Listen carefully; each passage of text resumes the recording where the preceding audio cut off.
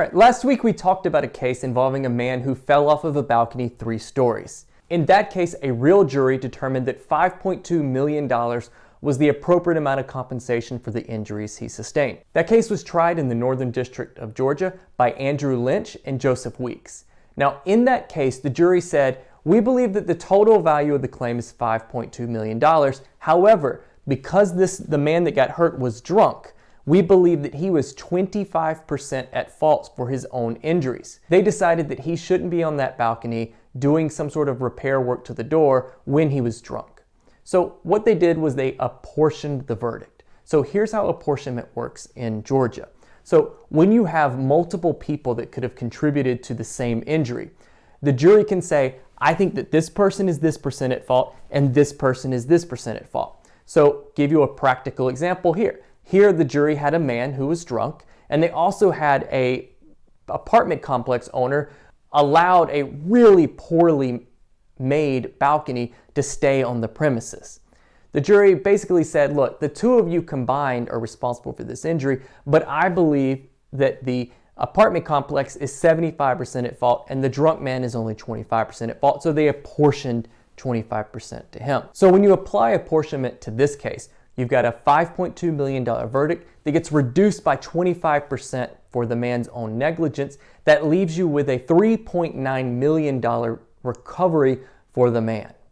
So if you got either $5.2 million or $3.9 million, you're getting full credit for it this week, and congratulations.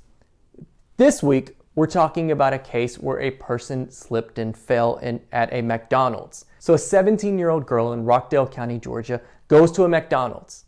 While she's there, she gets a drink and she goes to the drink machine. This is one of those where you fill up your own ice and you get whatever drink that you want. Well, right before the girl had gotten her cup, a McDonald's employee mopped the area right in front of the drink machine, but they didn't put any kind of wet floor sign up. So when the girl goes to walk to the drink machine, she slips and falls on the wet floor. It's a prototypical case that we see all the time. What we don't normally see, though, is the severity of injuries that this young girl sustained. So she's 17 years old, but she ends up getting a torn meniscus in her knee. And as a result of that, she has to have 2 surgeries. She also then needed a 3rd surgery in the future. She went to the McDonald's and she said, "Hey, please let's work this out," and they weren't able to do so. And instead, they had to go all the way to trial and all the way to a jury. At trial, she told the jury about the pain and suffering that she had, and also that she had $45,000 in past medical bills, and that she also was going to have another surgery that was going to cost $35,000 on her knee. Also, this girl's 17. This is a serious injury to a 17-year-old that's going to cause her a lot of problems in her life, and potentially could even lead to a complete knee replacement when she's in her 40s or 50s, if not sooner. So they went all the way to a jury verdict, and what I want you to do is to leave a message below as to how much you think a real jury in Rockdale County awarded this young lady. If you get it right, then you're going to get a gift from me. Regardless, though, I hope you have a great weekend. I hope you're staying safe. And if you have any questions or there's anything that we can do to help, don't hesitate to reach out. Thanks, and have a great day.